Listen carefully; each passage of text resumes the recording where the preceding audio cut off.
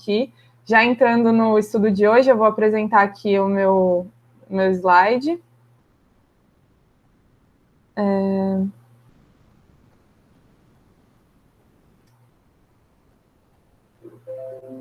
E fica a dica aí, assistam esse filme, gente, é sensacional, é muito bom mesmo, viu?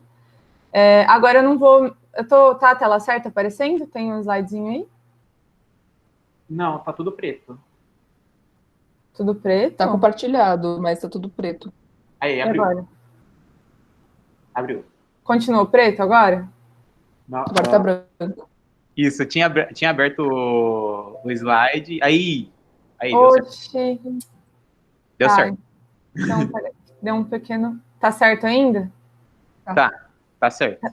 Tá, agora eu não vou mais ver vocês, tá? Então, qualquer coisa aí, vocês dão um grito. Então, gente, a gente começa agora a parte 4, rumo à abertura da sociedade, e eu coloquei esse subtítulo, né, de possíveis respostas à fé no progresso, porque aqui o negócio vai ficando um pouco mais complexo do que já estava, porque o Hauswirth, ele vai explicar no capítulo 16 quais foram algumas possíveis respostas, né, a essa questão da fé no progresso, a essa sociedade como ela está dada, como ele descreveu na parte 1, 2 e 3. Então, eu vou apresentar bem rapidamente cada uma dessas alternativas, mas esse não vai ser o nosso foco. Eu quis passar o filme, inclusive, para dar uma contextualizada nisso, porque eu não vou me aprofundar muito nessas respostas aí que ele aponta, justamente porque é só para... Assim, é um preâmbulo, porque o que nos interessa mesmo é a resposta do Hauswirth, que também vai ser muito complexo. Então, se eu fosse entrar em cada uma dessas respostas aqui, não daria tempo, né? Então, a primeira proposta que ele coloca é da Escola de Frankfurt, né? Dos caras lá do famoso Instituto de Pesquisa Social. E ele escolhe um deles para colocar aí como paradigma, que é o Marcuse, né? E é interessante todas essas respostas que ele coloca, porque a resposta que a gente dá depende muito do tipo de diagnóstico que a gente dá, né? Então, ele vai explicar um pouquinho de cada diagnóstico dessas respostas que ele propôs, por isso que o negócio é complexo, né? Mas então, o diagnóstico do Marcuse é que essa sociedade industrial contemporânea, ela tende a ser totalitária. Só que isso não é apenas por uma forma de governo, mas pelo próprio sistema de produção e de distribuição. Então, ele coloca que esses sistemas de produção e distribuição, que são atividades de propaganda, a própria linguagem, a própria arte em alguns dos escritos dele, porque uma observação que eu devia ter feito no começo e esqueci. Especialmente o Marcuse e outros mas alguns outros que ele colocou também, é muito difícil da gente ler, porque eles mudam muito de pensamento ao longo do tempo, né?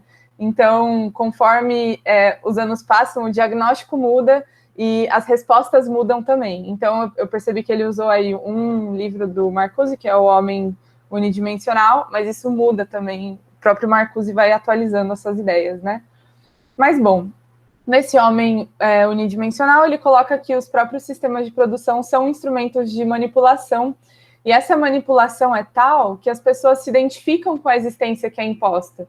Então, o trabalhador se identifica com essa imagem de trabalhador, e ele acaba tendo nessa própria imagem a sua satisfação. Então, é uma manipulação muito mais da consciência, né, e do modo de ver o indivíduo, do que uma força bruta, né? Uma força bruta explícita, violenta.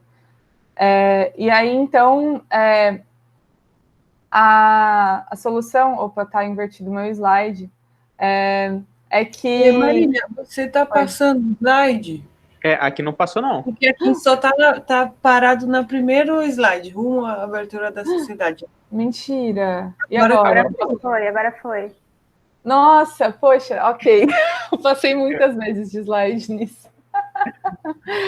Ai, mas beleza. Então aqui está o diagnóstico que eu li do Marcuse, o diagnóstico, e aqui começa a solução, né? Bom, então agora tá certo. Tá um slidezinho azul claro aí para vocês? Sim. Solução? Beleza. 1898 a 79. Top. Então é isso. Se não passar de novo, vocês me avisam, gente. Bom, a solução do Marcuse, ela é interessante porque ela pressupõe a própria sociedade que ele está, o próprio modelo de sociedade que ele está diagnosticando, né? Ou seja, para ele, a tecnologia é a base para realizar o reino da liberdade ou para transcender a própria tecnologia. Parece meio confuso, mas é que, na verdade, o que está dado aqui é que, bom, pelo menos até onde eu conheço dos representantes da teoria crítica, eles colocavam a tecnologia como uma condição para a emancipação. Então, o próprio desenvolvimento tecnológico levaria a essa emancipação e esse transcender da própria realidade tecnológica. Só que isso é um movimento natural que aconteceria por causa do próprio progresso humano. E enquanto isso não acontece, o Marcuse propõe essa grande recusa como uma forma de protesto. Não vou entrar muito nisso em detalhes. Eu coloquei aqui um vídeo para a gente ver do Marcuse, mas como eu já a gente deu uma atrasadinha, eu acho que eu vou pular isso e depois eu mando para vocês. Tá passando, né, os slides? Tá sim. Tá, peraí, então. Então, um resumo aí dessa proposta de revolução é que existe uma dominação industrial que leva à alienação humana, só que a própria realidade tecnológica deve levar à liberdade humana, só que isso acontece espontaneamente ao próprio movimento da história. Enquanto isso não se dá, a gente deve recusar essa realidade tecnológica. O problema disso, que está aí no quadrinho vermelho, é que a grande recusa é um movimento politicamente impotente, né? Que ele mantém a fé no progresso. Então, ele é um movimento individualizado e que, em partes, não é revolucionário por natureza. E aí ele tem a proposta da fuga também, que ele cita o Adorno, mas eu não sei até que ponto essa é uma proposta do Adorno mesmo, que tem um diagnóstico meio parecido, mas esse é um movimento que aconteceu mesmo, né? Foram se formando algumas comunidades, como esses oásis de amor em meio às ruínas da sociedade. Inclusive o Webb, que vocês viram no vídeo do 7 de Chicago, ele tem essa transição entre algumas comunidades hippies que tinham naquela época, então realmente se formavam essas bolhas, né? Essas bolhas de recusa da sociedade tecnológica. Só que o problema é que isso também não resolve muito os problemas da sociedade, só do horizonte dessas pessoas que estão vivendo nessas bolhas, né? E aí a gente tem também o movimento da contracultura, que denunciava essa sociedade materialista que adora, né, no sentido de devoção à tecnologia, e que coloca a ciência quase como uma religião. Esse é o diagnóstico que as pessoas desse movimento contra a cultura tinham. E eles criticavam o fato da vida ser reduzida a categorias físicas e matemáticas, que é uma consequência muito explícita de uma filosofia positivista, né, de querer ler a sociedade com as lentes das ciências naturais. Gente, eu estou passando muito rápido, mas é porque isso não é assim o foco da apresentação, né?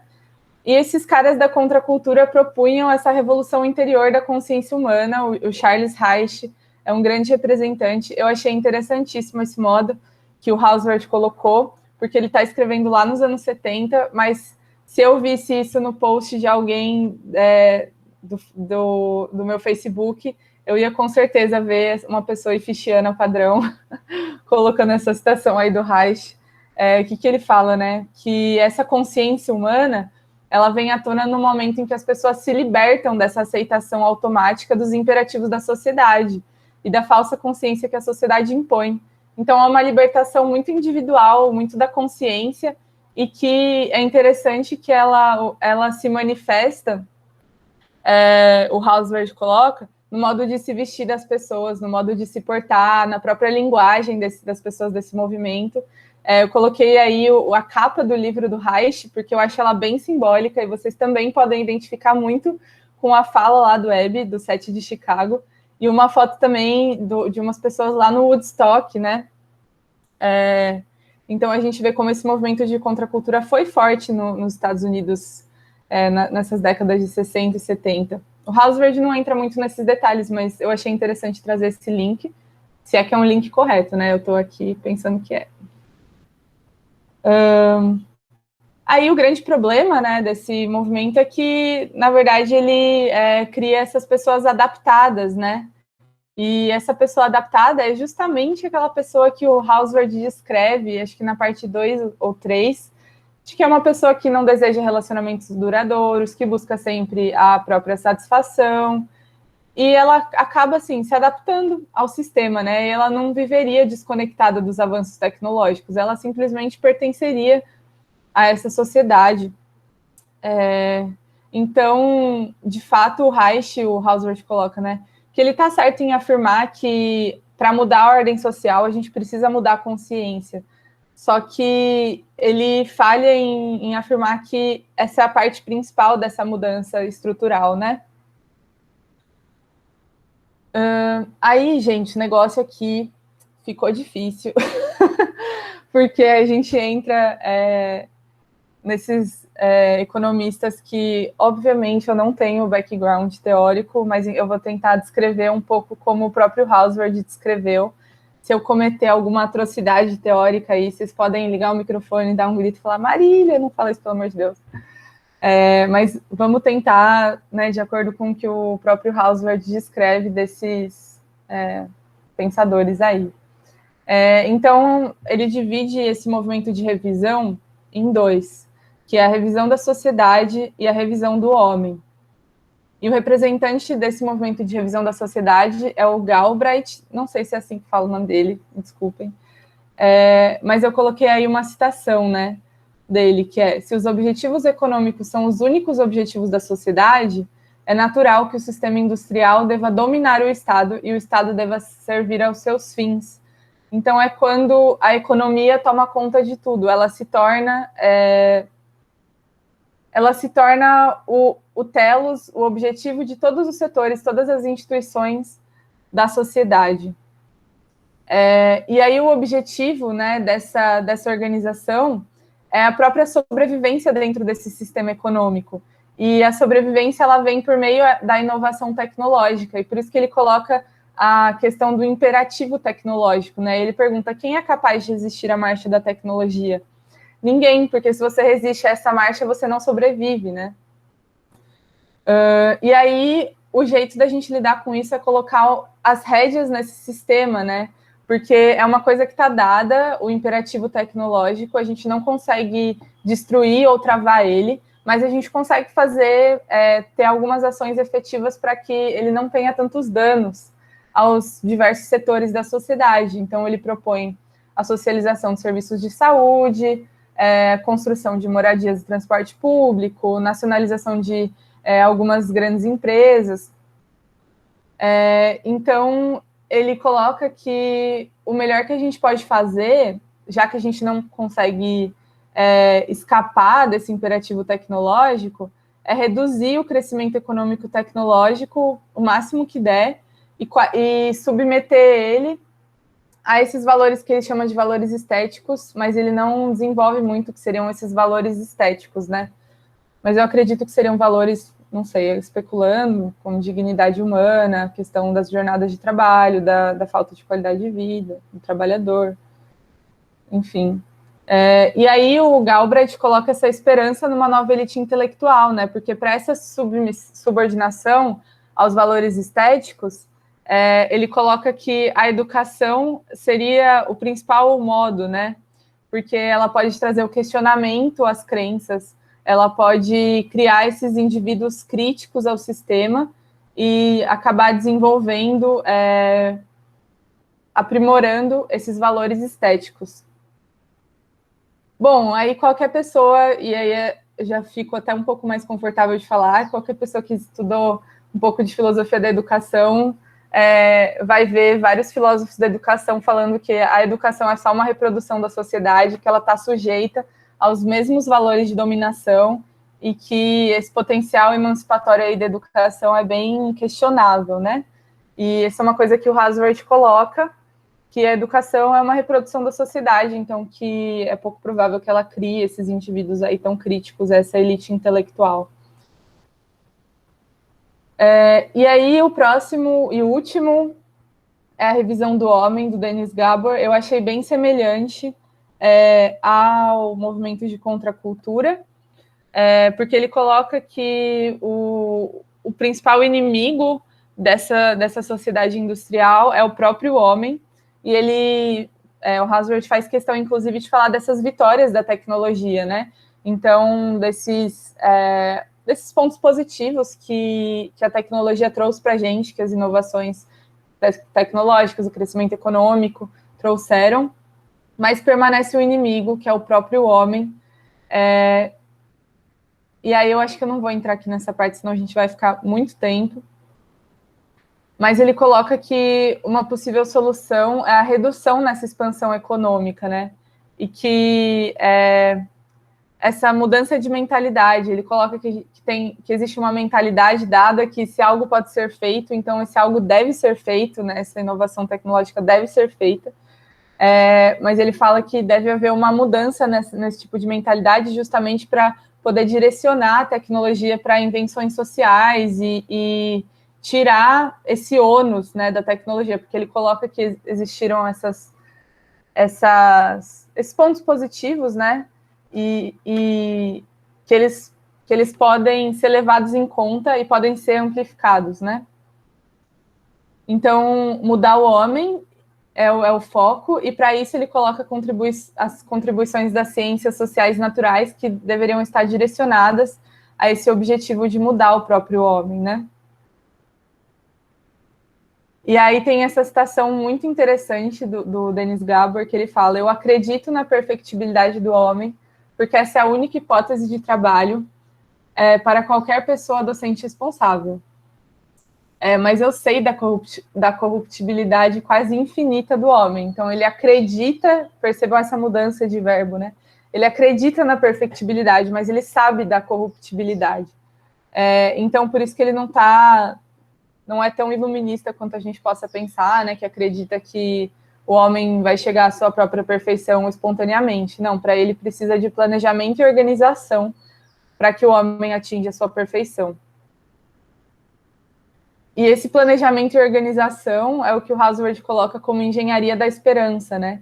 Que o desenvolvimento do homem para o bem, para desenvolver essa perfectibilidade, é algo que deve ser promovido de modo sistemático e científico. Eu achei até um pouco positivista, né? Disso. E o Hazlitt critica isso, né? Que o homem deve ser convertido. A crítica dele é que, por causa do seu próprio futuro melhorado, o homem deve ser convertido pela ciência num ser devidamente ajustado, que estará em paz e que se sinta em casa na sociedade que o rodeia. Então, parece que ele apenas mantém o homem na própria prisão dele, né? O desenvolvimento científico-tecnológico, novamente, assim como em Marcuse, o próprio potencial de emancipação está no desenvolvimento científico-tecnológico. Então, é como se você estivesse usando os instrumentos dessa própria prisão para tentar sair dessa prisão, né? Só que nisso você acaba simplesmente se aprisionando mais. Bom, aqui essas são as propostas apresentadas, né, que ele faz algumas críticas, mas é interessante que conforme ele vai apresentando essas críticas, ele vai construindo também o próprio argumento dele. Então, por isso que eu não quis simplesmente não falar dessas críticas, porque a gente vai entendendo de como que o Hazlitt está olhando para essa sociedade, industrial que ele está diagnosticando aí, né? E aí, então, ele apresenta, finalmente vamos descobrir como a gente pode responder a isso, ou pelo menos como o Hazlitt está propondo que a gente responda. E aí ele coloca o conceito de abertura da sociedade. E aí a gente vai ter que fazer um pequeno parênteses aqui, que eu acho muito bem colocado da parte dele, que ele coloca que geralmente esses movimentos, e eu acho que essa foi uma questão da nova esquerda, né, que a gente viu no filme, que geralmente esses movimentos colocam que ou a fonte do problema são políticas progressistas ou são políticas conservadoras. E aí, se a fonte são políticas progressistas, para resolver, a gente precisa de políticas conservadoras. Se as fontes são políticas conservadoras, a gente precisa de políticas progressistas. Então, a gente coloca sempre a raiz do problema em um dos polos e vai buscar a solução no outro polo, né? só que o quadro de referência que o Hauswirth está propondo é bem mais amplo e bem mais complexo, e ele coloca que essa própria divisão entre políticas progressistas e políticas conservadoras é extremamente rasa, né? E eu tendo a concordar com ele, porque a gente precisa, pensando que a gente precisa de entender que a raiz do problema está bem mais profunda, né? Bem mais complexa do que políticas progressistas ou políticas conservadoras. E aí, então, ele vai propor que os problemas, então, não estão nesse quadro aí de referência, e ele vai colocar essa raiz comum. Eu acho que aqui ele faz uma síntese do que ele fez no livro inteiro, do que, inclusive, a Amanda explicou para a gente, né, no encontro passado, que a raiz comum desses problemas é sempre essa tensão do homem ocidental. E essa tensão é entre a vontade de dominar e a vontade de ser livre. Então, e ele coloca, né, que isso foi dado assim na filosofia iluminista especificamente. E essa tensão, ela constitui uma rachadura a partir da qual a sociedade vai se construir. E a estrutura da sociedade vai se construir, então, sobre uma raiz rachada, né?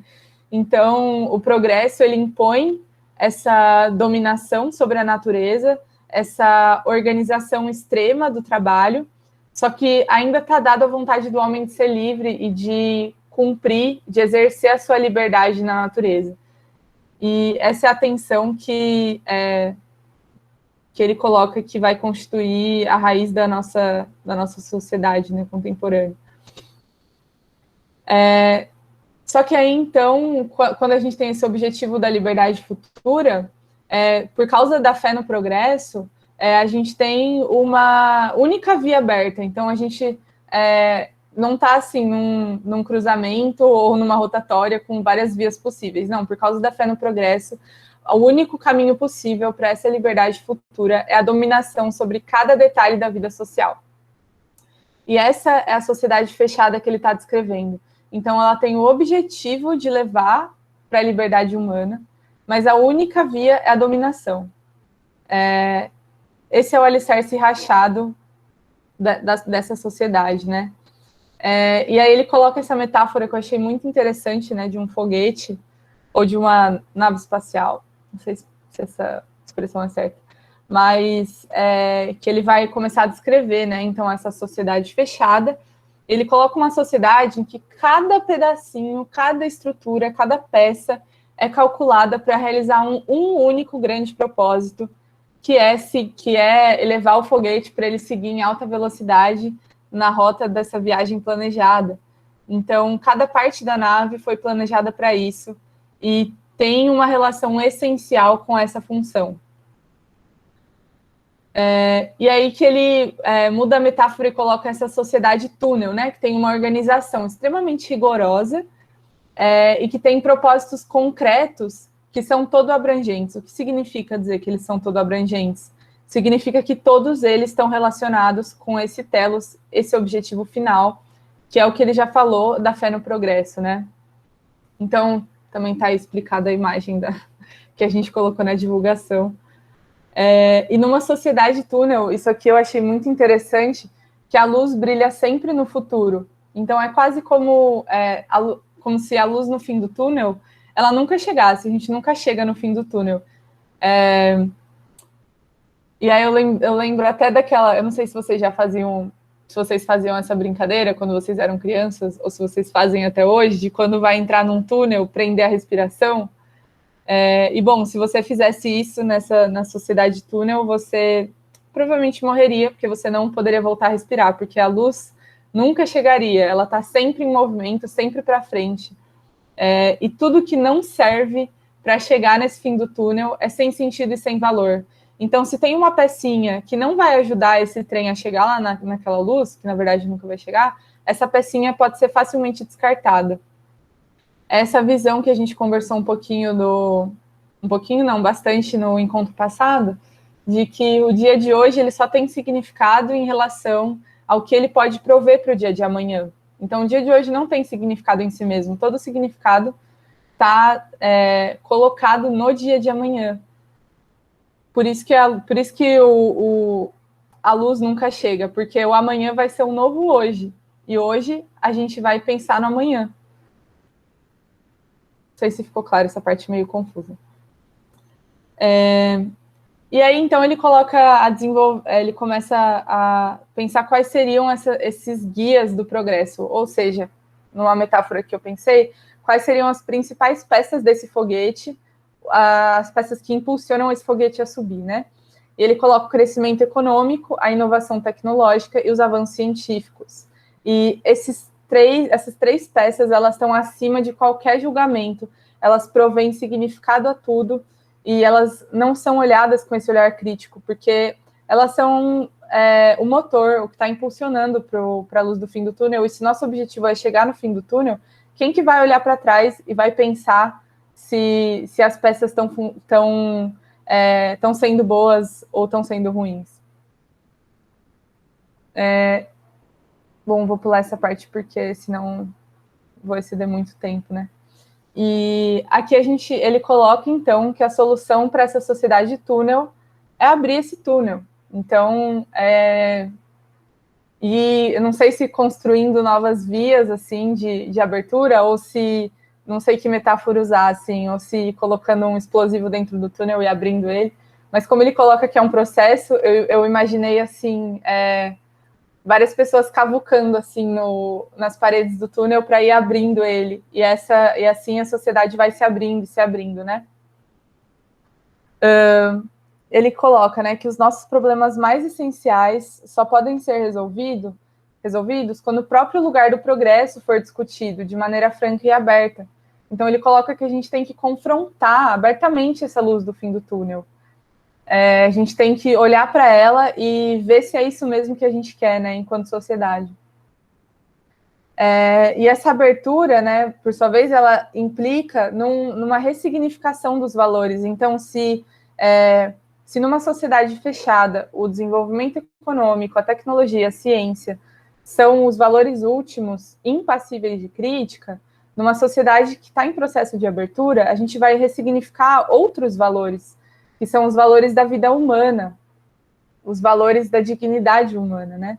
E a gente libertaria, então, esse horizonte fechado, que os objetivos são extremamente estreitos e limitados, né? Que a gente aceitou quando a gente aceitou essa fé no progresso.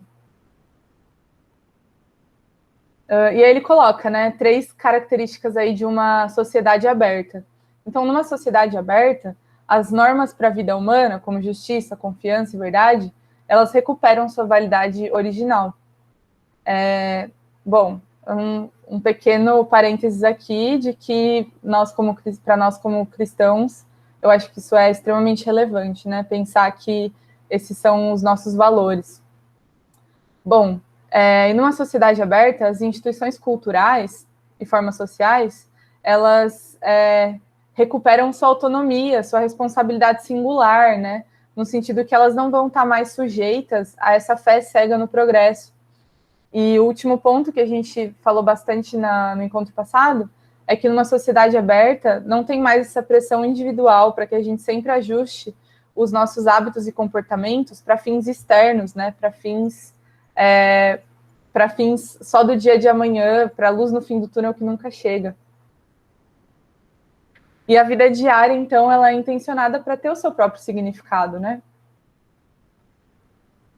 A gente falou bastante disso no encontro passado, né? Então não vou também me alongar muito.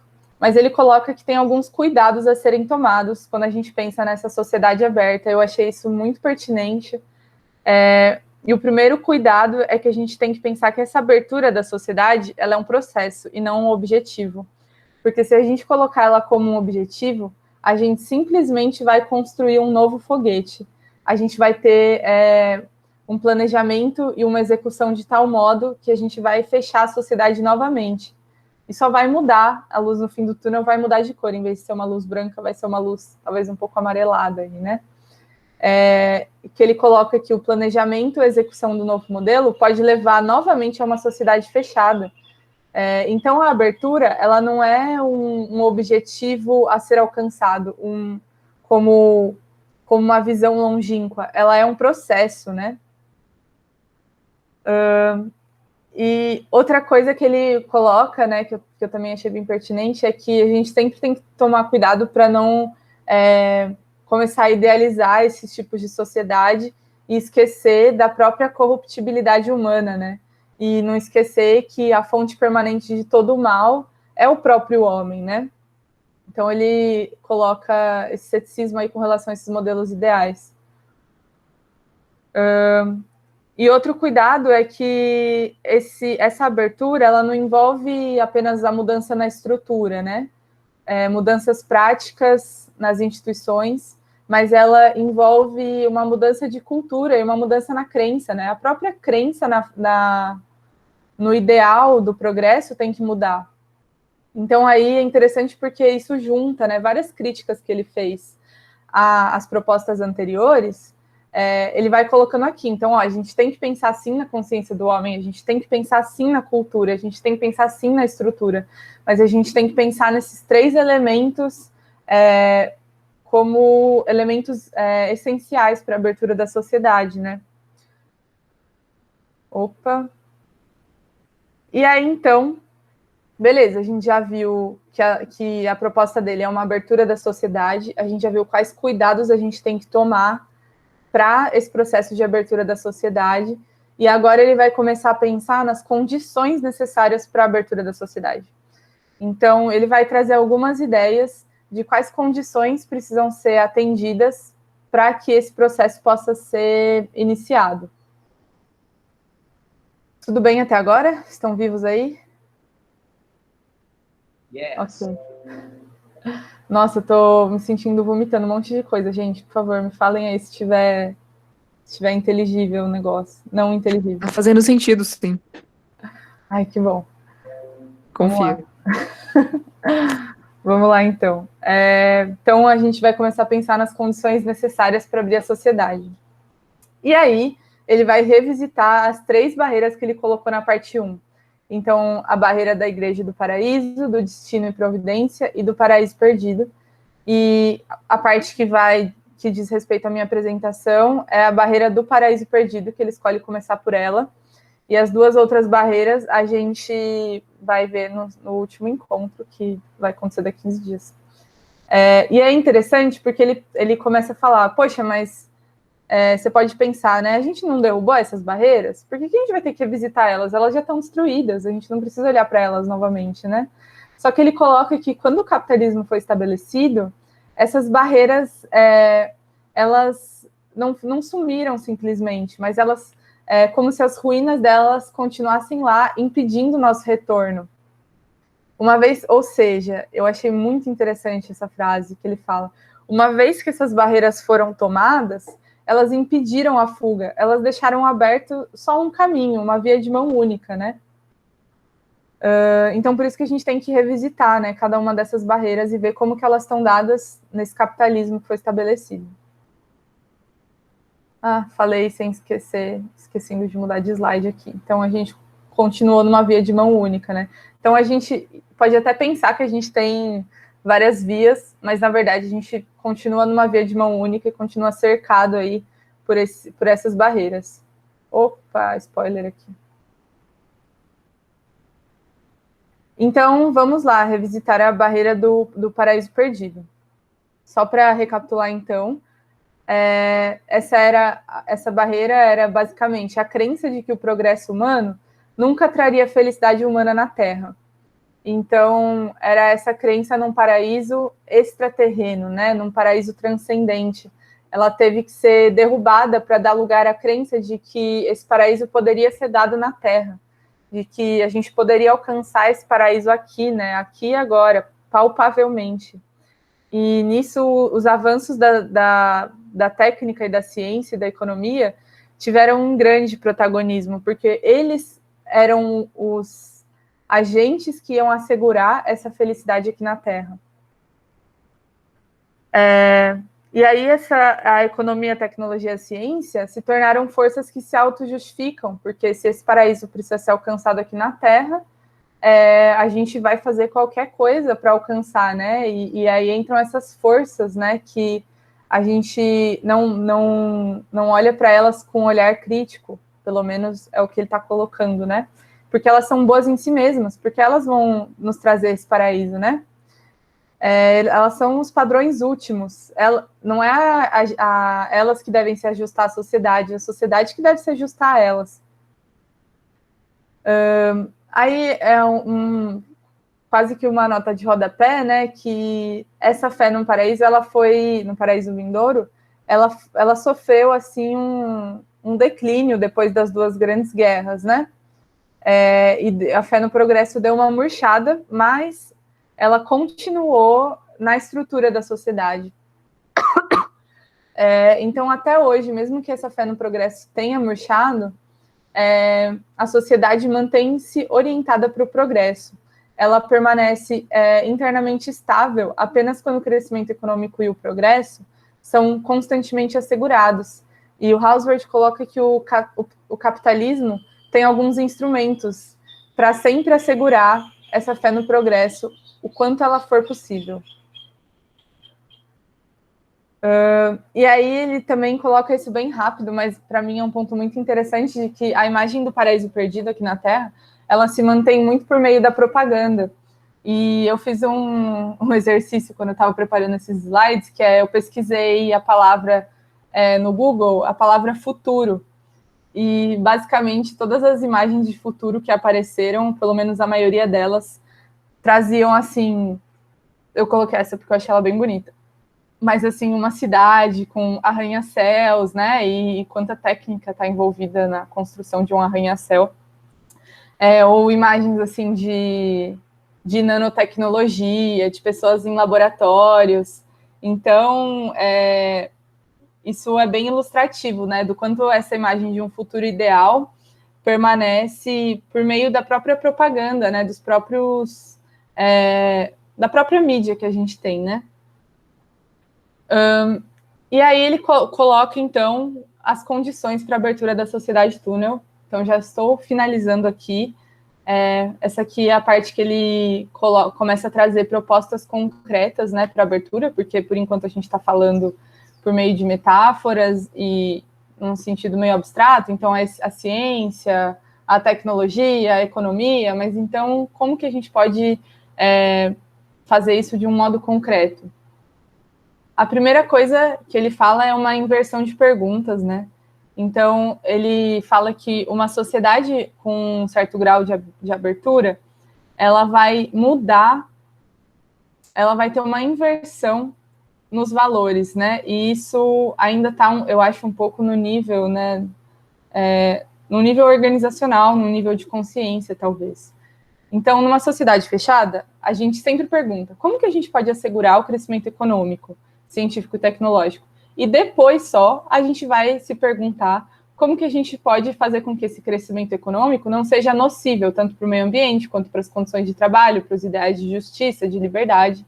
Mas a gente sempre vai ter, numa sociedade fechada, como primeiro objetivo, assegurar o crescimento. Numa sociedade aberta, isso deve se inverter. Primeiro a gente vai pensar nesses ideais, em quais efeitos nocivos o crescimento pode trazer, e depois a gente vai pensar como assegurar o crescimento. A segunda proposta é uma economia de sustento, ao invés de uma economia de crescimento. Ele não desenvolve muito, e eu fiquei muito curiosa depois, se alguém souber desenvolver um pouco mais essa parte, mas basicamente é o foco em ter uma economia estável e não necessariamente uma economia sempre crescente. Agora, o que significa uma economia crescente e o que significa uma economia estável, eu não sei dizer ainda. Preciso estudar mais para descobrir. Depois, no debate, a gente constrói isso. E aí, a terceira proposta é o afrouxamento dos laços, né, entre a economia e a tecnologia e a ciência. Aí eu acho essa parte bem interessante, né, porque ele coloca que a economia, a tecnologia e a ciência, como essas forças que impulsionam o progresso, elas não são forças autônomas, elas estão entroncadas. E ele coloca a imagem de 3 funis que estão presos uns aos outros, e sinto muito, eu não achei uma imagem de 3 funis realmente entruncados, então eu só coloquei 3 funis aí meio juntinhos. Mas então são 3 funis independentes, só que eles estão firmemente encaixados. Como que se deu, né, esse processo de estreitamento? Primeiro, por que é um funil? E depois, por que eles se encaixaram? Então, ele fala que o desenvolvimento científico ele foi se estreitando, principalmente a partir do positivismo, né, que eu falei rapidamente aqui, que começou a impor os métodos das ciências naturais como os únicos métodos possíveis, os únicos métodos corretos.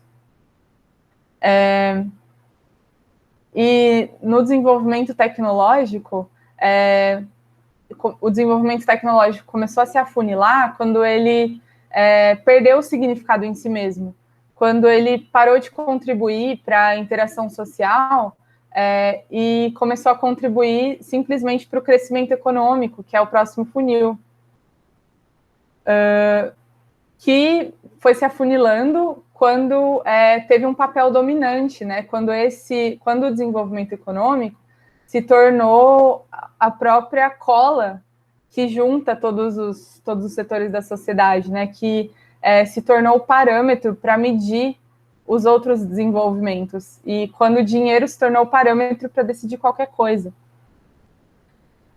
E aí ocorreram esses processos de encaixe, né? Então, a tecnologia começou a ser olhada como uma ciência aplicada.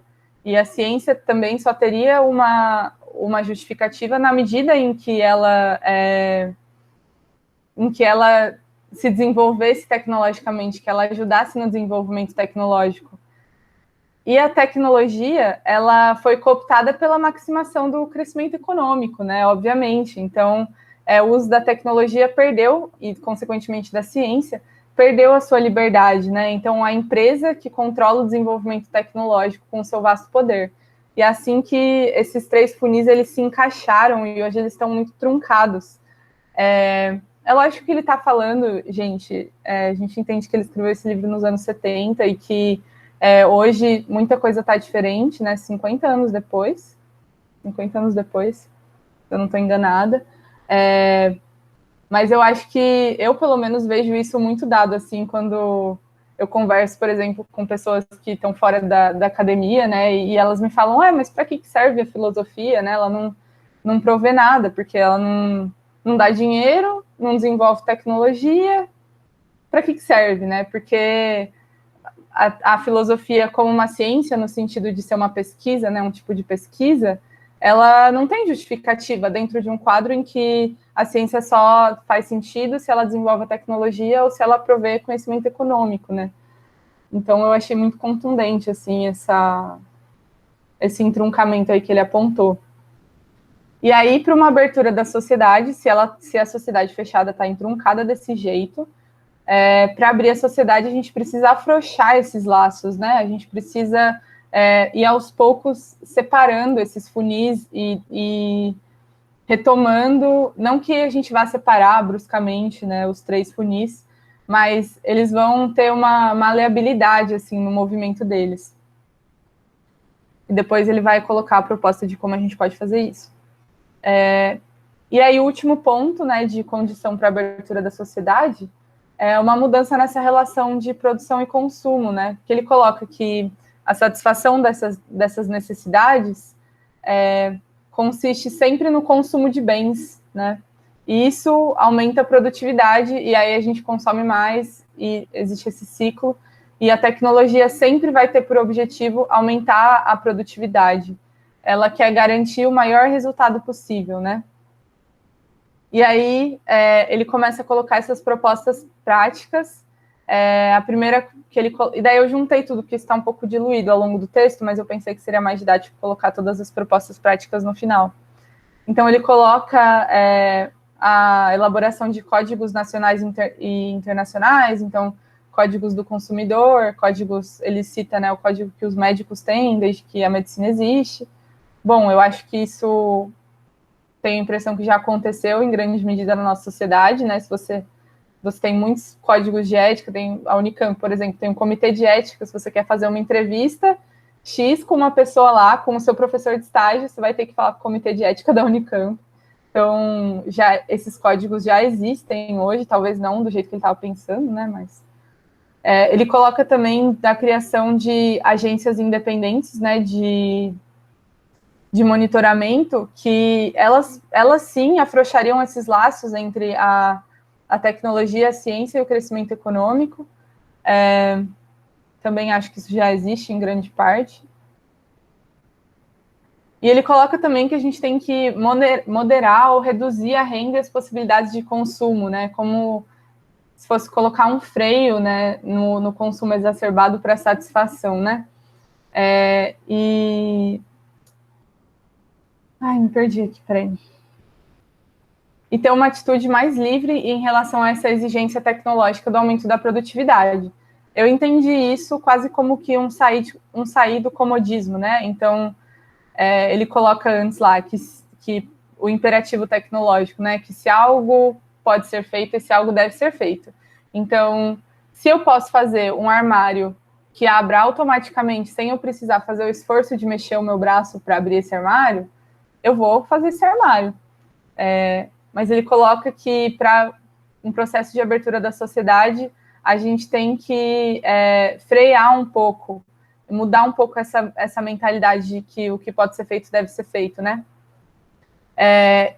Com isso a gente desenvolveria tecnologias que, mesmo que elas fossem menos eficientes, elas tornariam o trabalho e a produção atividades mais prazerosas, né? Então ele coloca esse valor aí que eu entendo que é um valor da dignidade humana quanto às condições de trabalho e justiça. E, por fim, essa tese, né, que ele coloca lá no finalzinho, mas que estava implícita em tudo isso, que eu vou ler para finalizar, que a autonomia do progresso técnico-econômico no setor de produção da sociedade ou seja, vou ler devagar, vai? A autonomia do progresso técnico-econômico no setor de produção da sociedade é, de fato, o resultado da nossa tendência, ou seja, essa tendência da sociedade de organizar os processos de trabalho e produção de tal modo que o critério decisivo seja sempre o lucro financeiro. Ou seja, a organização da sociedade é como ela é porque a gente tem essa tendência a organizar de um modo que o critério vai ser sempre o lucro. E é justamente por isso que é necessário escalar essa nova barreira do paraíso perdido. Justamente por isso que esse paraíso perdido não deve mais, deve pelo menos caminhar para não ser mais esse lucro financeiro, para que a gente possa organizar de um modo diferente esses processos de trabalho. E isso, no fundo, para mim, parece que é o que ele está propondo, né? Um novo tipo de organização, não só um novo tipo de mentalidade, mas um novo tipo de organização em que a gente olhe para um modo diferente o desenvolvimento tecnológico, que o desenvolvimento tecnológico seja organizado de um tal modo que ele não esteja totalmente sujeito ao desenvolvimento econômico, ou que o desenvolvimento da ciência não esteja totalmente sujeito ao desenvolvimento da tecnologia. É esse novo tipo de organização que ele está propondo. Mas, para isso, a gente tem que mudar esse telos, mudar esse paraíso perdido, né? E depois ele vai começar a olhar para as outras barreiras, né? Eu acho que a proposta vai ficando cada vez mais complexa e completa também. Mas é isso que eu tinha para falar hoje. Ai, respirei. Obrigada, gente. Espero que tenha dado para entender pelo menos 20% do que eu falei e que eu não tenha falado nenhuma abobrinha aqui para vocês. Voltei aqui. Agora estou vendo os rostinhos bonitos novamente. Muito obrigado, Mar. Valeu. Pessoal, quem quiser agora fazer perguntas, pode ligar o microfone ou mandar a pergunta no chat, que a gente vai começar a tretinha, ou não sei. Eu já queria começar perguntando, no início, acho que logo nos primeiros slides, quando você estava preparando aí do terreno e tudo mais para expor o capítulo, tem uma parte lá que, deixa eu ver aqui, o homem, para ele se mudar, ele precisa da educação. Só que, aí, ao mesmo tempo, a educação é um projeto da sociedade. Aí, tipo, eu fiquei pensando, é um eterno retorno. E sendo nesse eterno retorno, aí, tipo, eu brisei um pouco que eu não peguei se o Wozard, ele vai andar junto um pouco nessa linha. Mas para eu começar a abrir o túnel, eu teria que mudar essa estrutura da educação para ensinar, para automaticamente eu conseguir abrindo o túnel e saindo de todas essas ideias. Aí eu fiquei pensando, mas, basicamente é tipo um eterno retorno. Porque uma coisa, como ela depende da outra, parece que ela vai sempre ficar retornando, porque eu preciso mudar a educação, mas a educação é um reflexo da sociedade, e a sociedade tem que mudar essa estrutura. E, tipo, eu fiquei pensando, vai sempre ficar girando. E eu fiquei, caramba, que é bem complicado. Teve um filme que eu tive que ver esses dias atrás, que ele tem uma frase muito interessante, que ele fala, tem diferença de lutar pro povo e de lutar com o povo. E quando você luta pro povo, por assim dizer, o povo tá nem aí, basicamente. Você tá lutando por um bem para todo mundo, mas todo mundo não tá comprando a causa. Mas quando todo mundo compra a causa, é diferente. Aí eu fiquei pensando, será que, tipo, será que tem solução realmente? Ou sempre fica meio que nesse ciclo? Porque, na mesma medida que às vezes a gente enxerga, pô, isso daqui não tá legal. Mas para muita gente isso daqui tá legal. Aí eu queria jogar essa dúvida. E antes, eu só queria abrir uma pauta. Na hora que você estava citando o túnel, eu pensei, mano, a Dilma tá certa. Quando a gente chegar na meta, a gente vai dobrar a meta, porque nunca tem fim. Eu falei, caraca! Ótima referência. Quanto à questão da educação, né? Eu acho que essa é uma das críticas que ele faz ao Denis Gabor. O Gabor lá, né? Porque ele coloca, o Gabor parece que, eu não conheço ele, mas pelo que o Hauswirth fala, parece que coloca a educação como o principal motor dessa mudança na sociedade.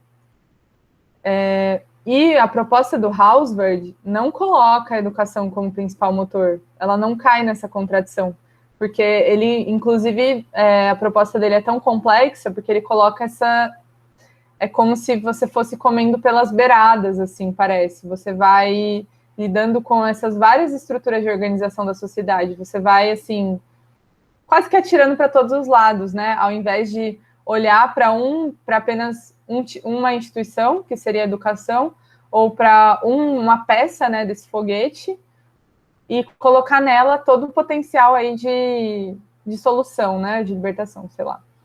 Então, eu acho que é isso que ele aponta. Mas essa questão, assim, da educação é extremamente complexa, assim, eu acho, né? Tem filósofos da educação que defendem realmente esse potencial totalmente emancipatório da educação, mas tem muitas críticas a esse tipo de abordagem. Então, eu particularmente acho que é uma imagem muito ideal, assim, da educação, você colocar todo esse potencial emancipatório nela, assim, na escola, sabe? Eu concordo que ela reproduz a sociedade. Então, acho que é um pouco isso, assim. E por isso que a resposta dele é muito complexa, né, gente? E eu acho que ele não ajudou muito, não, viu? Acho que o livro eu achei um pouco confuso conforme eu fui lendo. Eu queria que ele tivesse, assim, enumerado as coisinhas, sabe? Mas acho que esse é meu olhar mais de filósofo aqui, as coisas organizadinhas, né? Mas é isso. Legal, saquei. Obrigado. Gente, alguém mais quer perguntar alguma coisa? Deixa eu perguntar para vocês. Vocês conseguiram fazer as conexões, assim, entre as partes do texto? Fez sentido as propostas que ele coloca, do Marcuse, do Gabor? Isso, sim, fez sentido para vocês?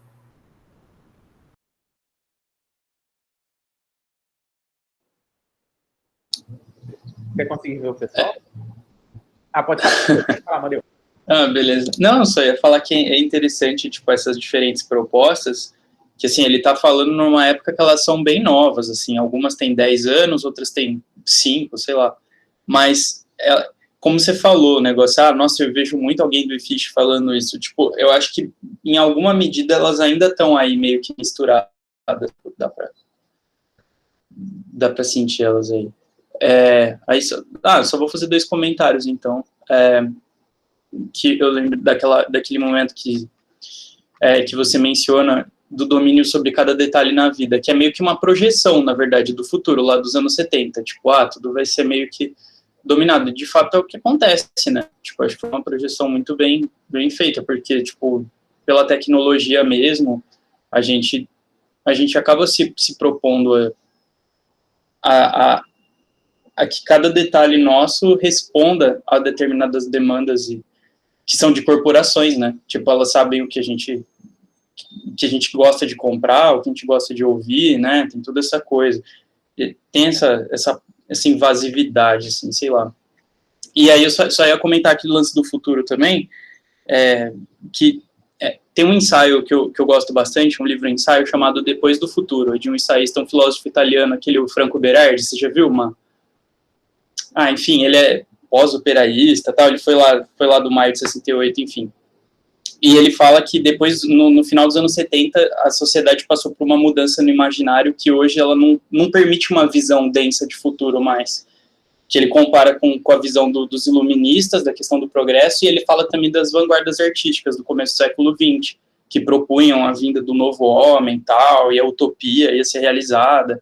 E mesmo em 68 tinha, assim, uma expectativa, tipo, de que o futuro ia ser transformador, de que ia mudar, e ele fala que aos poucos isso vai mudando e ele olha muito pela cultura. E aí ele cita, por exemplo, aquela música do Sex Pistols que chama God Save the Queen, que um dos versos dela lá, o refrão é There is no future, não tem futuro, né? E é interessante, tipo, a gente já meio que nasce dentro de uma sociedade que, tipo, se a gente for parar pra pensar, a gente não tem, assim, uma super expectativa de um futuro melhor na real, saca? É um negócio que não faz mais parte do nosso horizonte. Então, eu achei interessante, assim, o jeito que esse autor trabalha, assim, no sentido de que nem tem mais essa luz lá no fundo do túnel distante, assim, se a gente for pensar em percepção cultural, sabe? E acho interessante daí colocar o contra do nosso pensamento cristão, né? Da categoria de esperança, que eu acho que é fundamental, assim. É isso. Eu concordo, mas discordo. Você ia falar, Arthur? Tá. Manda aí, mano. Vou explicar então, porque eu concordo, mas discordo. O Adriel tá aí. Oi, Adriel. Tudo bem? Então, por que eu concordo? Porque eu acho que essa imagem de futuro, esse ideal de futuro, ele tá bem mais fragmentado, né, hoje. Não sei se é por causa da pluralidade de movimentos que a gente tem, de visões que a gente tem. O que eu falei lá no começo que eu comentei aqui no chat, que a modernidade é confusa para todo mundo. É mesmo, porque assim, você tem muitos projetos de sociedade, né? Eu não sei se no começo da modernidade já tinham tantos projetos tão conflitantes. Não sei, precisaria estudar muito mais para afirmar sim ou não com relação a isso. Mas, então eu concordo que a gente tem uma imagem muito fragmentada, uma luz no fim do túnel que para pessoas diferentes pode ter diferentes cores. Mas eu discordo porque qualquer proposta de melhoria que a gente faça, seja melhoria na educação, na economia, na distribuição de renda, sei lá, qualquer setor, ela sempre vai apontar para um telos ideal. Isso não é só no nível da sociedade. Se eu quero fazer uma melhoria na CEL, se eu quero pintar a parede de verde ao invés de pintar a parede de azul, é porque eu imagino uma CEL melhor que tem a parede verde. E eu acho que essa CEL ideal, essa sociedade ideal, ela continua permeada por esse ideal de progresso. Então, por mais que para as pessoas de diferentes movimentos isso tenha caminhos diferentes e tenha uma imagem grande diferente, todas elas estão orientadas por esse ideal de progresso. Não sei, ficou claro? Ficou sim. Acho interessante isso, tipo, de qualquer jeito vão ter pequenos futuros, assim, envolvidos, né? Mesmo que não tenha um grande futuro, assim, que compartilhado, aquela esperança de que, nossa, a gente vai tudo melhorar de alguma forma, né? Mas tem essa dimensão micro. Não, faz sentido, da hora. Sim. E você comentou... Oi, fala. Vou falar. Não, é que... Aliás, eu acho que eu falei isso, né, da desilusão que ocorreu depois das duas guerras, né? E quando eu estava lendo isso, eu pensei na desilusão que ocorreu quando o Trump ganhou e quando o Bolsonaro ganhou as eleições passadas, né? E assim, as pessoas ficaram derrotadíssimas, gente. Tipo, até hoje, eu não falo oi, tudo bem para os meus professores da filosofia, porque eu sei que eles vão responder que não tá tudo bem. Então, a desilusão, assim, acho que atingiu um nível... Não sei como essas pessoas lidariam se fosse uma guerra, assim, se fosse lidar com uma terceira guerra mundial, porque com eleições, né, com o Bolsonaro já rola essa depressão profunda, imagina se vissem uma guerra, né? Porque não tem esperança numa coisa maior, né, que tudo isso. Então, sei lá. E pegando essa ideia que o Amadeu tinha comentado, a questão cultural, eu achei muito interessante, porque muitos dos filmes que a gente tem de maiores sucessos, poucos apontam para um futuro esperançoso, assim, de avanço. Por exemplo, Star Wars, que é um futuro tecnológico, mas em contrapartida, você tem muitas séries e muitos filmes demonstrando um futuro caótico. Exterminador de Futuro, The Walking Dead, culturas de zumbi, e várias coisas. Porque, assim, é meio zoado, mas é uma perspectiva de sociedade que dizer que não tem fim. Tipo, o fim do ser humano, embora ele avance, é o caos total. É o caos completo. Tem um anime que eu assisto que chama Shingeki no Kyoji, que é Ataque dos Titãs, que ele trabalha essa questão de um mundo onde era tudo isolado, aí eles começam a conhecer o mundo, e quando eles vão avançar, é pra guerra. Eles declaram guerra com o mundo, basicamente ele vai destruir o mundo inteiro para tudo começar de novo. É uma perspectiva de um futuro que a pessoa não consegue avançar. E eu só comentei porque eu achei interessante o ponto que a Amadeu tinha colocado, essa questão assim, cultural que demonstra essa desilusão com o futuro. Eu tava pensando, né, sobre... Primeiro, eu adoro esse anime, ele tem aberturas lindas. Não, meu Deus do céu. Eu tava pensando sobre essa fragmentação, sobre essa fragmentação do futuro, né, e sobre hoje, parece que a gente constrói muito esse paraíso idílico possível de se realizar na Terra negativamente. Então, eu tenho colocado um inferno colocado pelo outro grupo, né, nessa polarização. Esse inferno vai ser realizado na Terra, por isso tenho que agir como uma oposição para realizar o meu paraíso de forma autoritária, porque está colocado isso, né? Parece que a gente está colocado num momento onde guerra é paz. Então, eu preciso fazer guerra agora, preciso entender como uma iminente destruição, para com que eu tenha um futuro de paz, onde só o meu grupo vai existir, onde outro grupo não existe mais, onde ele deixa de ser forte, pelo menos, e se torna novamente silencioso. E aí eu penso quanto também, por mais que o texto, eu não estou lendo o texto, mas eu estou acompanhando, né? Então, na verdade, não é nem uma colocação, mas é uma pergunta, se o autor fala sobre isso que eu vou perguntar, ele coloca muitos eixos importantes para a realização desse futuro mais aberto, desse futuro onde cabe minimamente um conflito, cabe o diálogo, mas eu não vejo ele questionar também as bases pelo qual ele constrói essa ideia de futuro. Porque eu acho que principalmente na tradição que ele pega alguns autores, né, como Marcuse, na própria teoria crítica, tem uma crítica da razão colocada muito importante, né? Porque a ideologia do progresso, ela se constrói nessa oposição, razão e natureza, razão e mito. E essa ideia de superioridade da razão humana para construir esse paraíso, eu acho muito importante. E tem também muitos autores que eles não são da década de 70, mas eles são ali da década de 50, da década de 40, que eles estão falando de uma revolução do sentir. E eles vão ecoar principalmente em maio de 68, né? Então eu deixo de ter esse paradigma racional para pensar principalmente no sentir, na sexualidade, nas percepções, porque enquanto a racionalidade acontece no campo do eu, no campo do meu mundo, da minha cultura, o sentir ele tem uma perspectiva de me ligar a outros povos e outros pensamentos e divergências muito grande, porque o sentir ele é uma capacidade humana muito única e que eu não preciso fazer grandes digressões para tipo igualar e chegar às pessoas. E acho que o sentir leva a uma categoria cristã muito da igreja primitiva, né, bem de Jesus mesmo, não só de uma empatia, mas de buscar ser afetado. Então, de realmente conviver com aqueles que a comunidade religiosa da época não convivia, ele está ali, está se envolvendo, está sendo afetado, e a partir do momento em que ele é afetado, ele percebe que a execução daquela religiosidade da época não funciona para aquela comunidade, não funciona mais, não liga mais as pessoas ao eterno. Então, quanto que é importante, né? Quanto que o espiritual hoje também perdeu essa possibilidade de ligar a gente ao sentir, porque parece que o espiritual se colocou de novo como também uma perspectiva do progresso racional. Então, eu posso realizar o meu paraíso, tem essas colocações morais, essas colocações políticas, mas eu deixo de me ligar com a empatia, eu deixo de me ligar com o sentir, eu deixo de reconhecer o outro, primeiramente. Principalmente porque a nossa religiosidade está muito ligado ao paradigma racional, né, da forma protestante, tal, tudo mais. Isso não é tanto da religião, mas é mais do paradigma social mesmo. É um pouco disso. Eu acho essa uma ótima questão.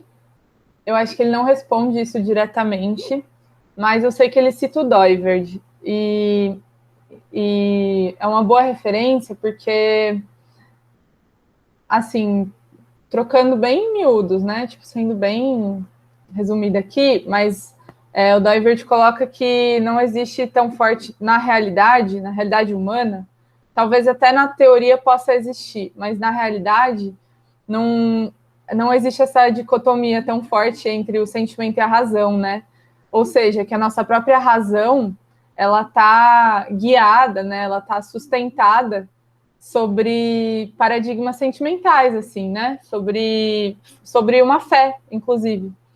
E o Hauswirth acho que aponta um pouco para isso, quando ele fala que essa ideia de progresso é uma fé, e uma fé não é. Ela pode se materializar em racionalidade, em razão, em organização, mas a princípio ela é algo do coração, né? A fé é o que. Ela é o norte para o qual o nosso coração aponta, né? Então ela é muito assim do sentimento. Então, só que esse sentimento de progresso levou a essa racionalidade excessiva. Então, eu acho que talvez o buraco seja mais embaixo ainda, né? Mas dá uma pesquisadinha depois. Tem vários vídeos sobre Doiverd no YouTube, assim, porque ler ele é, assim, um pouco pedrada. Mas isso responde porque, em partes, né? Porque não, talvez essa dicotomia, assim, não seja tão grande. E o que a Reforma Protestante fez foi dar destaque excessivo para essa racionalidade, esquecendo o fato dela estar sustentada sobre uma fé, sobre um sentimento, sobre o coração, né? Em última instância, sobre a espiritualidade. Eu acho que é isso. Responde um pouquinho o que você falou? Super, super responde. Depois, se você puder escrever o nome dele no chat, aí depois eu já digito. Aí você me pega, porque eu não. Boa sorte, Marília. Eu vou tentar, porque é difícil de escrever.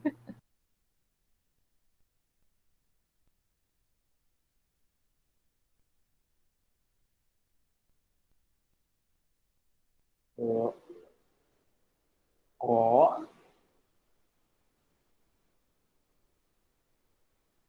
Escreveu o seu nome certinho. Eu tinha pegado no Google para colocar, foi certinho. Caraca.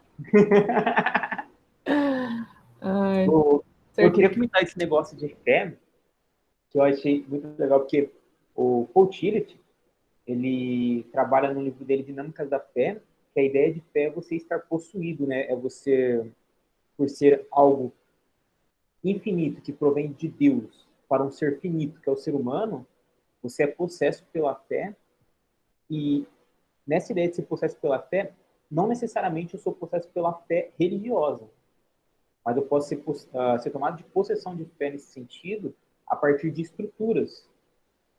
Então, é meio confuso, é meio brisa, mas ele trabalha assim que essa fé assim que é algo que é algo infinito, que vem viver dentro do finito, eu posso transformar essa fé numa questão, vamos supor, econômica. Aí eu tenho fé na economia. E o que acontece? A minha vida se torna possessa por essa perspectiva de desenvolvimento. A partir de onde que importa, tudo que minha vida vai fazer, ela vai girar na questão economista. Aspectos políticos e todas essas coisas. Então ele vai defender que o ato de fé é estar possesso E esse estar possesso é um compromisso da vida inteira que eu faço, de todas as áreas da minha vida, para tal coisa. E agora deu branco, porque eu lembro que você mencionou a respeito da fé, mas eu esqueci agora para continuar o pensamento, deu branco. Como chama esse que você falou? Dinâmica da fé do Paul Tillich. Escreve aí o nome dele também. Paul Tillich. Não conheço. É do século passado, do século XX agora. Mas eu acho que tem ressonância, sim, né? Porque a nossa fé ela pode estar colocada, pode estar direcionada para diferentes objetos. Então, a fé no progresso está direcionada para objetos do progresso, né? Exatamente. E isso toma um compromisso inteiro do meu ser. Sim, sim, sim. Não que a gente pense, mas assim, é literalmente, e não é mais uma fé num ser divino, é uma fé num sistema que é baseada numa fé do divino. Não sei se agora ficou muito claro, acho que ficou meio confuso, mas tipo, tudo aquilo que era para ser do meu ser para um ser criador, é do meu ser para uma plataforma. Isso eu achei bem interessante. Porque aí se a gente pega, como você tinha comentado, a ideia do túnel, se o todo da minha vida, apresentado pela fé, está baseado nesse progresso, então todo o meu ser vai agir de acordo com ela. E aí, para ser mudado, é uma coisa externa, não interna, porque minha fé está naquilo. Sim, sim, faz muito sentido. Inclusive a nossa razão, né? Inclusive a nossa razão, ela tem vieses, tem, assim, porosidades e que vai entrando esses elementos que são suprarracionais, assim, do sentimento, da fé. Por isso que eu sempre suspeito, assim, quando a gente acha que a gente está sendo racional demais, sabe? Nossa, e daí quando eu me toquei disso, eu comecei a ser muito suspeita com a filosofia. De tentar, assim, fazer esses argumentos super racionais e últimos, e sabe? Mas se você, às vezes, se você aceita um argumento ou não, mesmo ele estando certo, depende de algum sentimento que você tenha, de alguma experiência anterior, de alguma fé aí. Então, e eu era muito racionalista quando eu entrei na filosofia, por isso que eu falo isso. Agora eu lembrei porque eu tinha comentado o negócio da fé, a respeito do sentimento. Porque aí estar possesso com esse compromisso me envolve estar possesso com o sentimento junto. Toda essa atribuição. É legal o que você falou agora, Marília. Me lembrou quando o Guilherme de Carvalho ele fala dos vieses da mente, né? Ele fala que a nossa razão, eu achei muito legal essa metáfora porque ela ajuda bastante a entender como que a gente não é 100% racional, né? Que é como se a gente tivesse a razão e raízes que estão para além dela, né? E essas raízes que muitas vezes vão guiar os nossos processos, né? De raciocínio, de entender as coisas. E isso, assim, para mim foi um boom, assim, porque realmente, como você falou, eu já fui bastante racionalista, pensando, não, tudo tem que fazer sentido, tudo assim. É engraçado que eu estava até pensando, porque a gente fala que vive num mundo pós-moderno, mas nosso mundo é muito moderno ainda, né? Muito iluminista, tipo, muito assim. E fica contrapondo fé, razão, fica contrapondo, né? Umas coisas que não são tão contraditórias assim, quando a gente vai ver. Então, essa imagem das raízes, ela me ajudou bastante a entender que nós temos a racionalidade e as raízes delas estão para além dela, né? Então, nem tudo vai ser compreendido por meros raciocínios lógicos, né?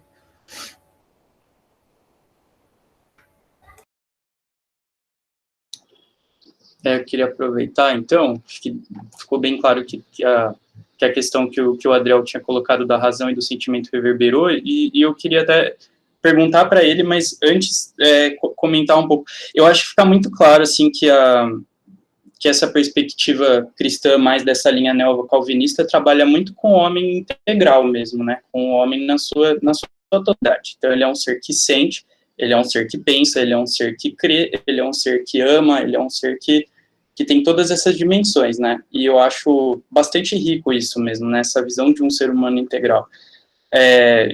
E que, às vezes, quando qualquer uma delas tenta ser enfatizada num discurso, por exemplo, eu nem acho que o iluminismo é racionalista mesmo, entendeu? Tipo, claro, algumas coisas são, mas eu acho que muito é um discurso mesmo da razão, sabe? É um discurso como se a razão fosse tudo aquilo. E acho que daí que tem que ser atacado. E aí tem todas essas críticas, nossa, tem uma galera buzinando aqui, daí tem essas críticas muito que chegam, por exemplo, sei lá, o Heidegger, que fala, né, que a relação entre o sujeito e o objeto, né, entre a gente e as outras pessoas ou coisas, enfim, se dá pelos afetos, né, não se dá tanto pela razão, porque ele está criticando lá o Husserl, que foi o mestre dele. Marília, me corrija se eu estiver errado, por favor. Mas eu acho que entram muito essas críticas, né, essa hiperracionalidade, e aí a pergunta que eu ia te fazer, Adel, eu queria que você falasse mais um pouco desses autores aí que você fala, que enfatizam a questão do sentimento, contra talvez esse império da razão, assim, esse domínio, e sobre a questão da empatia, porque eu queria conhecer mesmo. Mas só antes de passar aí a palavra, eu acho interessante que, tipo assim, a gente que vem mais de uma linha protestante, né, pode parecer, por um lado, que o protestantismo lá pelo século XVIII, tal, ele ganha esse sentido muito racionalista e ganha mesmo, mas se você for ver o Lutero, ele era um cara totalmente contra, assim, o que tinha na época, lógico, são coisas diferentes, né, você está falando de filosofia dos anos 40, 50, agora, século XX é uma coisa, falar do século XVI é outra coisa, não tem nada a ver, mas, assim, ele era contra, assim, muita especulação teológica. O Lutero quer acabar com isso, tanto que tem um filósofo católico, que é o Jacques Maritain, e ele fala que no pensamento do Lutero é um primado da vontade sobre a razão, tipo, ele quer praticamente acabar com a razão, e ele vai citando o Lutero pra caramba, vai mostrando, assim, nos textos, como o Lutero era um cara avesso, assim, à filosofia, avesso à teologia especulativa demais, ele queria uma parada muito da vontade. Tinha outros reformadores também, que era muito da prática mesmo, eu acho, e muito também envolvendo essa coisa da revelação, da experiência, não no sentido que a gente tem hoje, mas era um pouco diferente. Mas, de qualquer forma, é interessante ver que dentro da via protestante tem uma fonte quase que de crítica da razão, assim, do modo que tinha antes, né, da teologia escolástica e tudo mais. Tá, já mando aqui o nome. E é interessante, eu gosto de pensar também no pentecostalismo também como uma reação a isso, assim, porque para mim o pentecostalismo tem totalmente esse coisa do sentir, da experiência e tal. Não sei até que ponto eu diria que 100% saudável, eu acho que não é, mas isso fica para depois. Enfim, mas queria ouvir aí um pouco, Adriel, cara, quem que são esses pensadores aí que você estava colocando? Eu estava lendo essa semana, na verdade. Ele pelo menos eu coloco a centralidade no Merleau-Ponty, e aí ele vai ser apropriado por pessoas diferentes de diferentes tradições, né? Tem uma galera que vai levar ele para o racionalismo como se ele fosse um reformador do Kant, mas ele também vai ecoar, né, em autores do existencialismo. Mas principalmente eu queria deixar só uma citação rapidinha desse livro, que é um livro de um professor da USP, publicado pela editora da USP, que ele comenta um pouco o transcendental e o existente Merleau-Ponty, então é um grande, né, um pouco mais explicação, uma obra de introdução de um comentador. Ele deixa na introdução uma citação do próprio Merleau-Ponty do que ele imagina que ele está tentando fazer, que é redefinir a situação humana para melhor ver as tarefas da razão. Por isso que muita gente fala que ele está fazendo um pouco desse espaço ou dessa ação que o Kant fez um pouco, né? De tentar primeiro observar essas categorias de percepção, mas ele não vai colocar tanto nessa racionalidade, mas ele vai colocar muito isso nessas categorias de sentir esse transcendente, da espiritualidade, e ele é muito lido também para pessoas que vão trabalhar o corpo. Então ele também ecoa muito na antropologia, quando a gente vai falar de técnicas de corporalidade, etc, etc, etc, e sentir. E aí ele também aparece às vezes grudado no Heidegger, na apropriação da antropologia para essa tentativa de não olhar para o outro como uma estrutura social, como essa racionalidade que eu vou tentar encontrar universal, mas como eu, um antropólogo que está entrando em campo, que estou sendo afetado por aquelas pessoas, que isso está debatendo com as coisas que eu penso e tal, e eu vou colocar isso no caderno, uma coisa meio ter lido pela antropologia pós-moderna.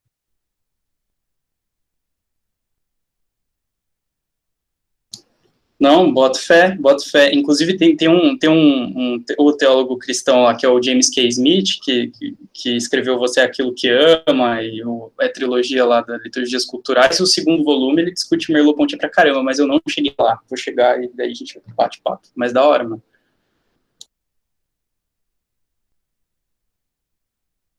E o pessoal que tá quietinho aí? Nicole, Tom, Azaf, Rogério, Amanda, está quietinha também.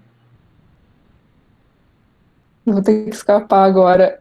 Eu não tenho muito a contribuir, não, gente. Eu acho que se eu falar alguma coisa vai descer o nível, porque eu não. Oxi! Muitas referências ótimas aqui. Eu tinha até pensado uma coisa, mas era há uns 15 minutos atrás, agora eu já esqueci. Mas eu preciso sair agora, gente. Então, foi um prazer, viu? Até a próxima. Muito obrigada, Marília. Foi ótimo hoje. Tamo junto, Nicole. Valeuzão. Falou. Gente, não fica com essa pira de contribuir, não. Assim, pode só perguntar, criticar, achar que tá. Nossa, Marília, você só falou abobrinha aí. Eu tenho uma contribuição, que na verdade, assim, eu não consegui chegar nessa parte do texto. E aí eu queria que você explicasse melhor, porque ele fala de como condição necessária para essa abertura da sociedade, essa autonomia, retomar a autonomia das instituições culturais e formas sociais, porque, assim, elas já foram autônomas desse ideal de progresso, sabe? Não sei. Então, eu não sei se ele usa essa palavra, autonomia. Eu usei ela, mas assim, Marília falando, né? Ele fala de afrouxar os laços, né? Então, tá entroncado, assim, o desenvolvimento científico, tecnológico e econômico, os três estão extremamente entroncados, pelo menos na época que ele estava escrevendo, e ele fala que esses laços eles têm que dar uma afrouxada. E aí, se antes do capitalismo eles estavam frouxos, eu tendo a pensar que sim, mas eu precisaria estudar mais história para poder dizer isso assim, com mais força. Mas, por exemplo, o que a gente estudou lá no Territórios da Ciência e da Religião, né? A ciência antes, ela tinha um outro propósito, né? Um propósito de entender a natureza, de louvar a Deus. E depois, aí, quando a gente estuda lá os empiristas ingleses, né? Chegou o Francis Bacon, aí começou, depois deles, começou um propósito mais de desenvolver técnicas para o maior conforto, né? Enfim, para o conforto humano.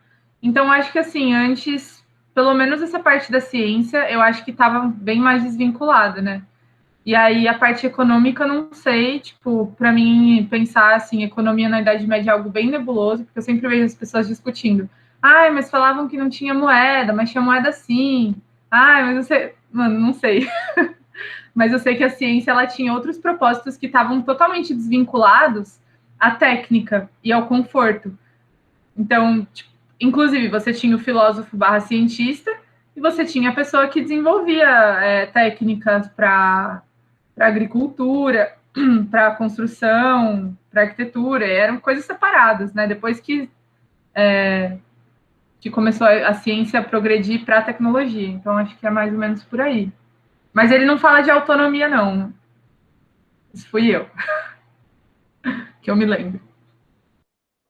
Até se eu não me engano, eu não lembro se é no Walzer que fala, quando começou assim, os princípios do capitalismo, que o pessoal ficava dentro do castelo ali do rei, aí ele não podia fazer dentro do castelo do rei, senão ele tinha que pagar um tributo. Eles ficavam meio que na ponte do castelo, fora da muralha, para fazer a comercialização, porque eles não pagavam nada para o rei, mas também eles não eram tão atacados pelas guerras, porque eles estavam próximos. Eu não lembro se é no Valsir que tem isso daí, ou se foi eu que vim em algum lugar, que aí pode ser muita besteira. Aí eu não sei, mas pode ser alguma coisa assim também. Que não era uma coisa estruturada ainda como o capitalismo, mas era uma forma de economia um pouco diferente, pelo que eu tinha visto, a partir daí que começa a dar uns princípios. Não tinha essa organização, talvez, né? Como se desenvolveu depois. Talvez fossem estruturas mais locais, né? Não sei, pensando aqui. Agora vocês estão me ouvindo? Então. Sim. Ok, uma coisa que me chamou muito a atenção, aí no Woods, não é Goods, né? Woodsward, segundo Gisiel, é que ele chega numa conclusão que eu acho que foi o fundamental aqui, pelo menos na minha percepção. E eu vou ler esse parágrafo dele, que eu acho que é muito significativo, tudo bem? Está na página 226. É muito melhor deixar que todos expressem suas respectivas opiniões nessas questões de acordo com suas próprias convicções. Quer dizer, ele faz essa abertura aí que a Marília falou para várias percepções, mas ele coloca dele. Portanto, com base em minhas convicções, afirmo abertamente que as normas de justiça e moral, de bem como as da economia e da tecnologia, não encontram sua origem mais profunda no homem e em suas escolhas autônomas. As normas são válidas no mundo que foi criado e foi planejado para permitir que nós, em tudo que fazemos, pensamos ou falamos, sejamos responsáveis perante Deus e perante os outros.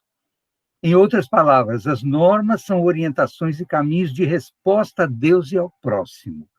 Por essa razão, podemos ignorar as normas apenas para o nosso próprio prejuízo, pois sem essa dimensão de resposta, nossa vida e sociedade neste mundo criado ficarão fora de controle. As normas não têm como objetivo tirar nossa liberdade.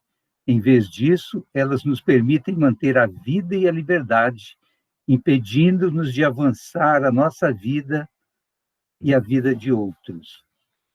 Essa conclusão aí que ele chega, né, sem fechar portas para outras possibilidades, mas colocando a sua própria crença, eu acho que é muito significativa diante do que a gente está fazendo aqui, né, que é tentar olhar pela perspectiva cristã todas essas coisas. É só isso, a minha contribuição através do Woodsward. Com certeza. E Doiverd, se não me engano, é D-E-U-V-E-R-D. Doiverd? É, não é? E-U-V-E-R-D.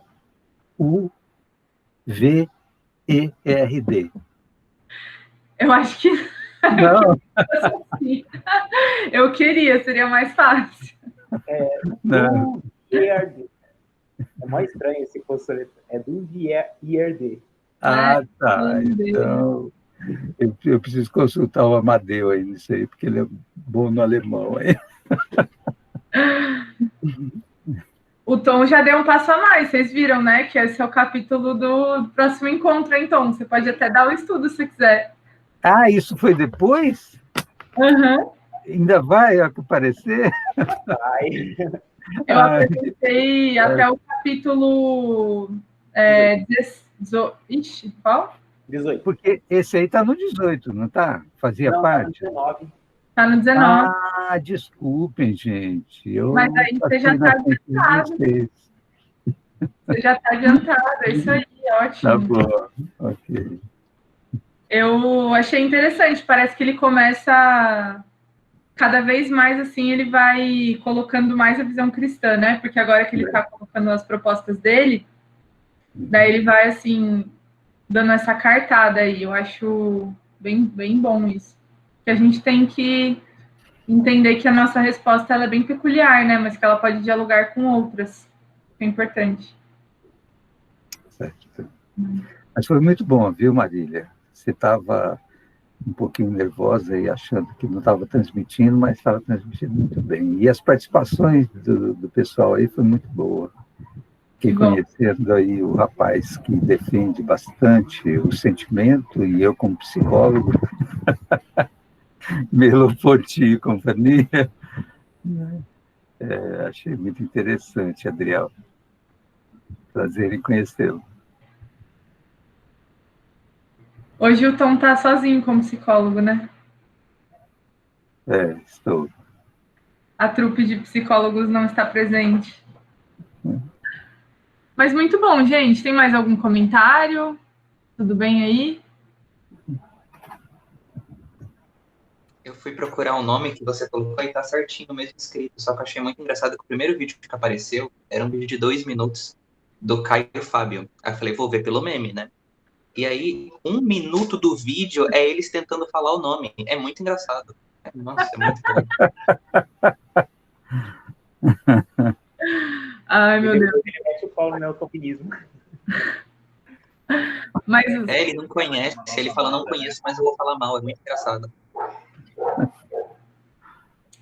que feio, que feio. Pesquisa os vídeos do Guilherme de Carvalho sobre ele, tá? Que aí tem mais qualidade, prometo.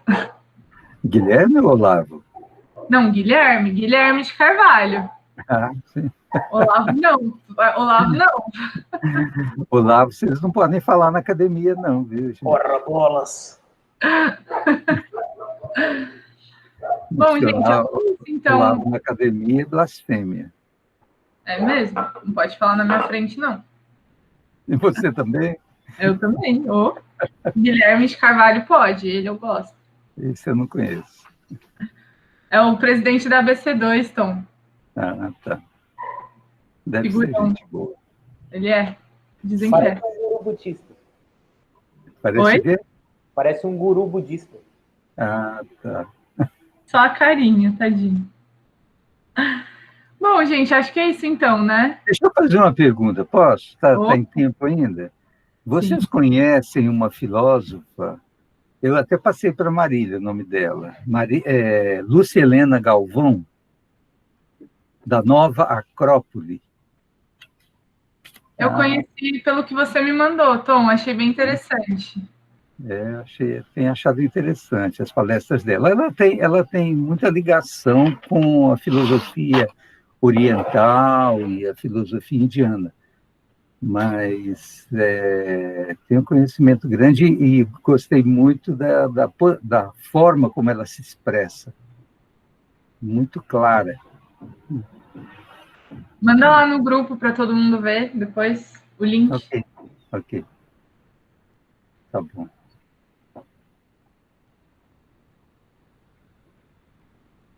Certo. Mais alguém quer comentar alguma coisinha? Fale-se agora ou cale-se para sempre? Ninguém? Podemos encerrar então?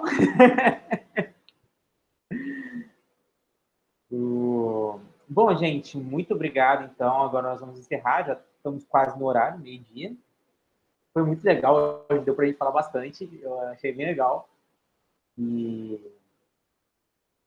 acho que é isso. Daqui 15 dias a gente tem o nosso último encontro. E é o último encontro do ano, se eu não me engano, também. Não é, Mar? Ou não? Tem mais um depois? Eu acho que é o último do ano que a gente encerra com esse